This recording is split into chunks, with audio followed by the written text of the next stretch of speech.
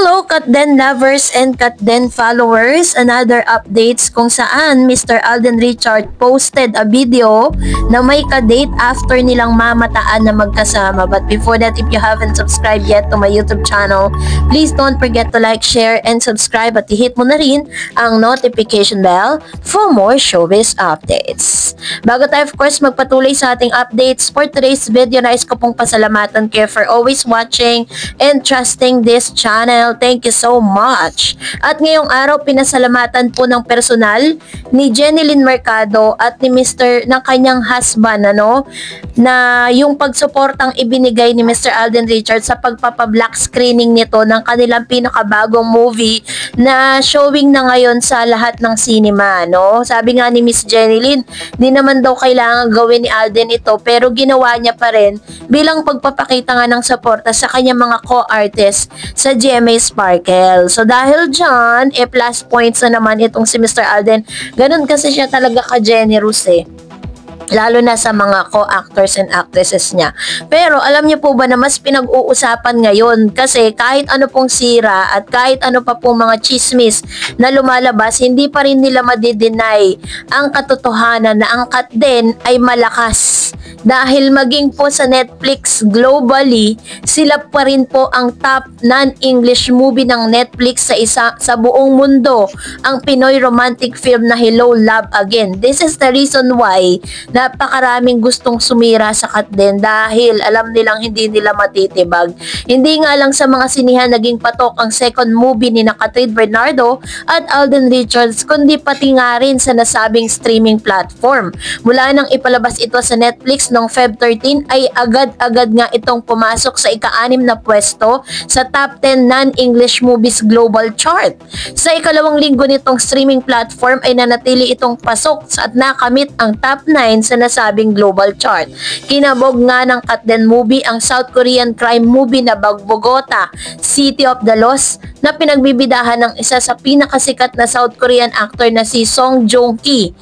Nakapasok din ang Hello, Love Again sa top 10 movies chart ng Netflix sa 4 na bansa, Bahrain, Qatar, United Arab Emirates at syempre dito sa Pilipinas kung saan ito'y number 1 ng ilang linggo. So sa kasalukuyan, ito ay nasa top 8 movies ng Netflix sa Philippines dahil sa lakas ng mga Katden ay hindi makapagtataka kung mag-request ang Netflix sa Star Cinema at GMA Pictures para sa bagong pelikula ng Katden, Bongga Bells.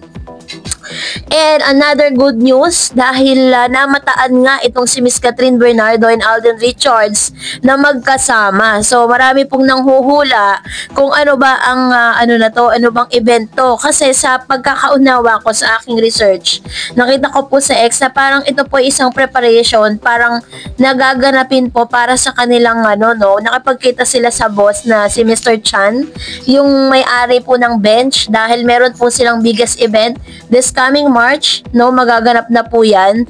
March 21, yan. So, magaganap po yan sa March 21. Nakita natin na meron po silang kargang bata dyan. Yan. So, parehas yung bata, tas parehas din yung damit.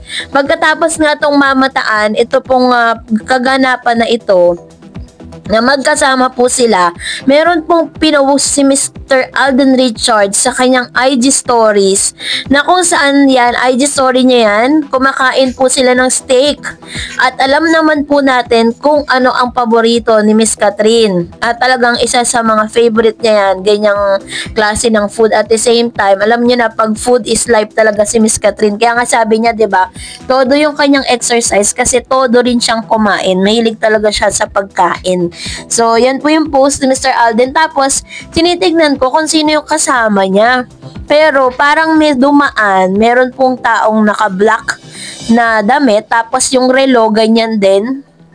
Same sa suot niya sa video. So, which means, after niya, nung naganap yan, ayan. So, naganap yan is, nagkaroon pa sila ng, date that time. So, hindi talaga magsisinungaling ang mga resibo Kaya naman, pasalamat tayo kay OG Diaz. Kahit papaano, meron pa ring positive side yung ginawa niya kasi sa pagpapalaganap niya ng mga ganong news, napilitan tuloy ang ilan sa mga team netong si Miss Cathryn at Alden Richards sa maglabas ng mga ganitong klase ng paayuda. Yeah.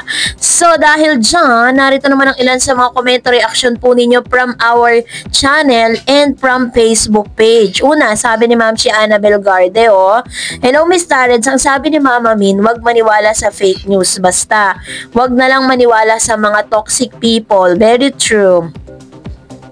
Yun marahil lang isa sa mga dahilan parang very timely lang talaga, napaka-timely na ano po yun, nangyari yun. Sabi ni Miss Benga Azucena, hello Miss Tarets, ang daming issues ng Kat din now, lalo na si Kat. Nakakawindang yung bagong issue ni OG na si Kat at Mayor Alcala na. Guys, medyo nasad ako ng konti, but I feel na hindi talaga totoo, lalo na nakita ko doon sa isang vlogger na si Richard. Silipin mo Miss Tarets, March 7 vlog niya nasa Academy of Praxicat. May nilalaro siyang bata, si Alonzo, and they may vlog din sa minute ago kay Alden na may karga si Alden. Same kids, same clothes nung bata, same place din si Kat. So, 1 plus 1, magkasamang Kat din. Today, maybe sinundo ni Alden si Kat sa Academy of Rock. Ang OMG, kay Kat din talaga. Yan. Totoo, yan po yung inilabas kong video ngayon, Pero yun po yung aking, research, Parang meron silang kinita. Siguro dyan sila nagkaroon ng meeting or what. And sabi ni Hilda Codilia, yung karga nilang bata parehas sa parehas yung suot ng bata. Sana magkasama sila.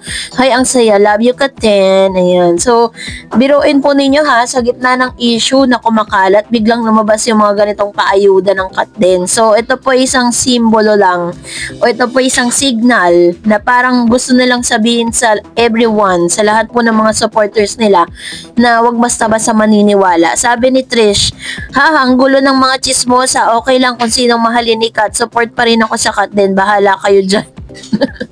True naman tayo dyan, diba? Kasi nga, diba, parang kahit naman talaga sino malilito. Nung kasagsagan ng Kat din, puro Kat din ang mga nila, mga nilalabi nila. Ngayon, biglang ang laki ng shippers na.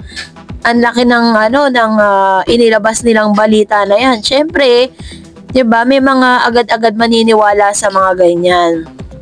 So, sabi ni Ma'am si Annabel, tulad ng sinabi niya kanina, wag daw maniwala masyado sa mga fake news agad-agad. So, katulad ng sinasabi ko po sa inyo, diba, imposible po nasasabihin niya na jowa na yun ni Miss Catherine. Wala nga mga resibong naglabasan. Ito naman po sabi sa Facebook. Sabi niya, dati bago ilabas ang incognito, sinabi nagkabalikan sila ni DJ. Ngayon at malapit ng eleksyon, sinabi na sila ni Mayor. After election, kung hindi, sino naman kaya? Iba talaga pag sikat ng artista. Alam na nating super sikat si Catherine. Tama tong assessment ni Ma'am Shirowena Gurat, Parang every time na lang na may mga ganap sa buhay, dito po sa natin, dito sa show business, even sa politics, parang lagi pong inuugnay ang pangalan ni Miss Catherine Bernardo. Dahil ba siya po yung isa sa pinaka parang talk of the town siya, dahil sikat, at dahil talagang pag si Catherine po ang sinubject mo, talagang imposibleng hindi mag-viral at hindi mapag-usapan. Ganun po kasi kasikat si Catherine, at ganun din si Alden. Sabi ni Yang Francisco, true, kung boyfriend niya si Mayor, kahit anong pagbabawal, ilalabas niya yan sa publiko na girlfriend niya si Kat. Pangangalangdakan niya yan, pero sorry, we don't buy that. Wala man lang kahit katiting na resibo.